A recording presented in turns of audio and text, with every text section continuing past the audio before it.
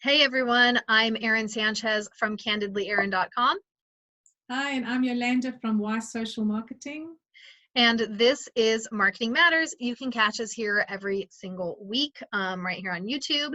And this week we were thinking about the big topic of imposter syndrome, and particularly for those of you who have been using that freebie to grow your email list, and a couple different things might be going on. You might be afraid to promote your list and promote your opt-in or your freebie that you've created, or you're getting people on your list and maybe you're afraid to actually send them anything in their email. That's very common.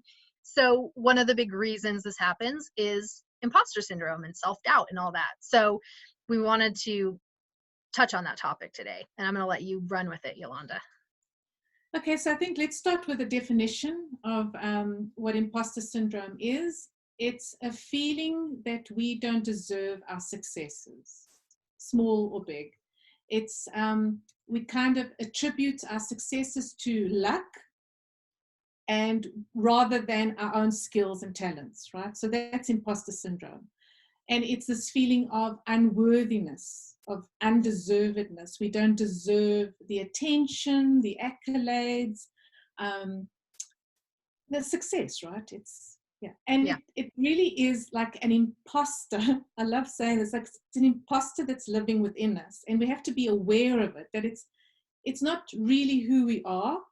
It's this other person, this other voice inside us that is like constantly judging us. It's like this merciless, relentless, nitpicking inner judge. Yes.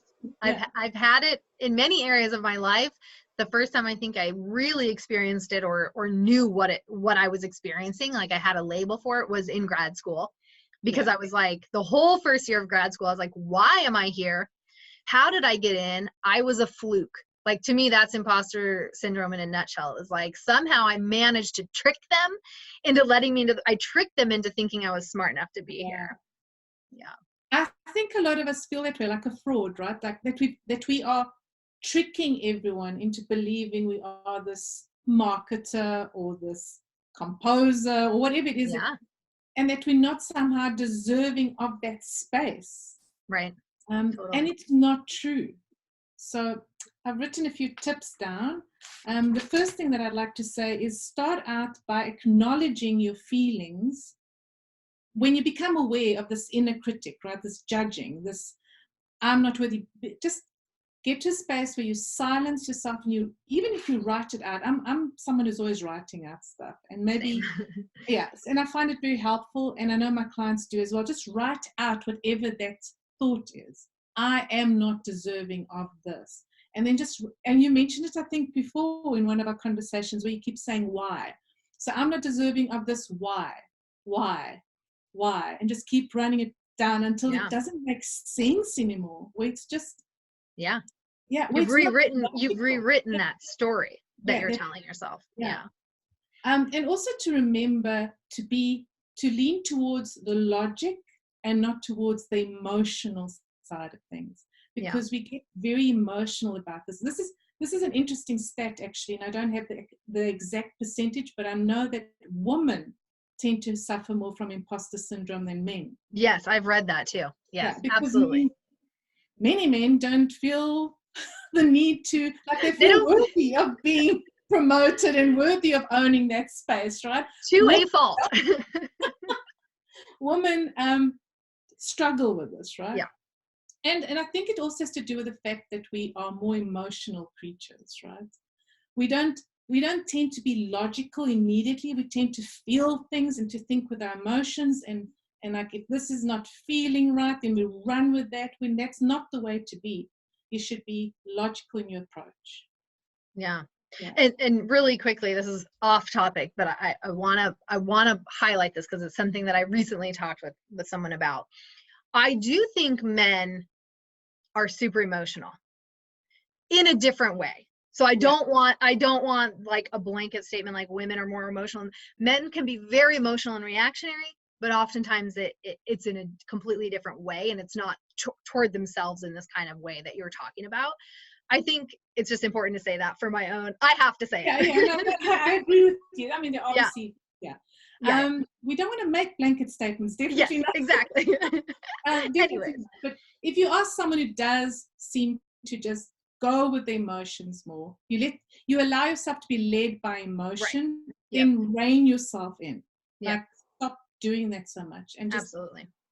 start getting logical. Because I was just thinking, if you've ever had to lodge a complaint, I don't know if you've noticed, like if you have to lodge a complaint with some sort of government body or an institution of some sort, the only way you're going to win it is if you're logical. Have you noticed? Like if you Oh, write yes. the logical, the experience you had in a logical way.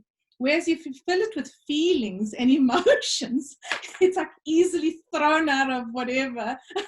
I Yeah. mean, people just don't pay attention to you. They just Even in restaurants, like, yes, absolutely, when you're trying to like accomplish something with like a government body or something. But I waitressed for years, and I had very emotional responses to stuff, and everybody was like, they're crazy, like whatever, they just are having a bad day or whatever. But if they say, hey, this was cold when it came out, like here's the hair that I pulled out of my food or yeah. whatever it is, right?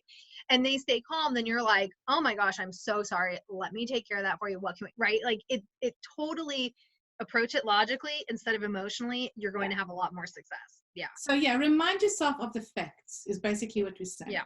So if you got the degree or the diploma or the certificate, if you got the experience, and by the way, you don't need that. You don't need the diploma, the degree, and the certificate. But if you have the experience, if you have shown, if you have proven to yourself and others that you're capable of, and this, I'm talking about facts, I'm not talking about the emotional, I'm not talking about whether that imposter inside you believes that you're good at it, because that's a whole other thing. Right. But if you look at the facts, you have the experience, you have the qualifications, and you can prove that you know what you're doing. The merits. There we go. Yeah. Then you are on your way to conquering this imposter. Absolutely. This unworthiness inside you. And it is that simple. It is truly that simple. It really is, but it's work. Yes. This is it's not easy. It's simple. It's yes. work. You kind of need your notebook and your pen, and once you start hearing this imposter knocking on that mind door, you need to write this down. Let's get logical. Yeah. It's work. And then the last point I want to make is make a note or take note of your achievements. This is really, really important.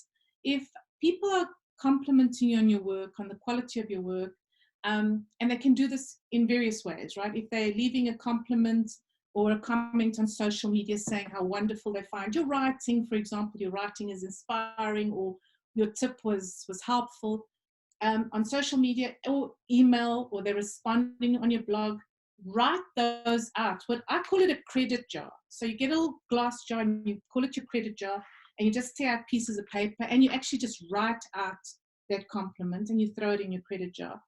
But I do know that other people call it a brag sheet. So call it a brag sheet if you want to keep it as an Excel spreadsheet of some sort or something. Or you can just, like I say, have this little credit jar on your desk or nearby. And when you're feeling down, when you're feeling unsure, when that imposter is, telling you that you suck in every way, you just pull out a little piece of paper and read out that compliment and remind yourself that actually you are making a difference. Yeah. You are serving others. You are worthy of that space. Yeah. I talked about this somewhere along the way, probably on social media or in a blog post. But one of the things two things that I do. One is I journal about it, and then I can revisit those. And I always put a little star next to things that I want to like revisit.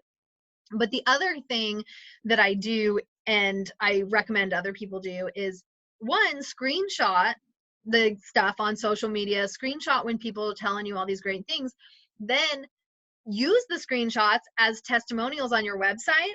And then not only can you just open up your website and go read through how amazing you are, but other people, potential clients, can also go read how amazing you are. That's a wonderful tip. Yeah, wonderful. And most of us don't do this. No. I think we don't want to, because, well, we've been socialized, right?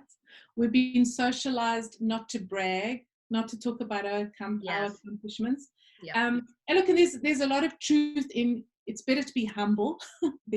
Humility is a beautiful thing, Sure. but also downplaying our accomplishments is not good. No. So it's like just achieving that balance.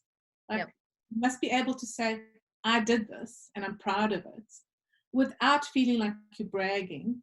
Yeah. And also there's a way of saying it, right? Yes. Yeah. So That's an art, it is and a some people are lacking it. And other people aren't talking themselves up enough. So you just got to find, strike that balance. yeah. Yeah. Like No, fishing those for are compliments isn't a good thing. no, that's a good way to get me to disengage with you. Yeah. No, those are wonderful tips. I think it's a super important topic for all areas of our lives, all parts of our business, but particularly since we, have that free resource for people for growing their email list. And if you want that free resource, if you don't have it yet, it's linked down below, 15 proven ways to grow your email list. We've been getting feedback and questions about email marketing. So we're going to talk about that more going forward, even if it's like this, just various aspects of it, either from, a mindset side or a tactical or a strategic side. So we're going to talk about that more often. Please leave comments and feedback so that we know what you want to hear more of. Ask us questions and we can create videos on those. And subscribe to our channel. Yep. Subscribe, because then we get to have our nice clean URL, and it's just going to help us grow and create more relevant content. So yeah, I think that's it. Did I miss anything? No, that's it. Thank you for Perfect. watching. Thank you. See you next week. Bye.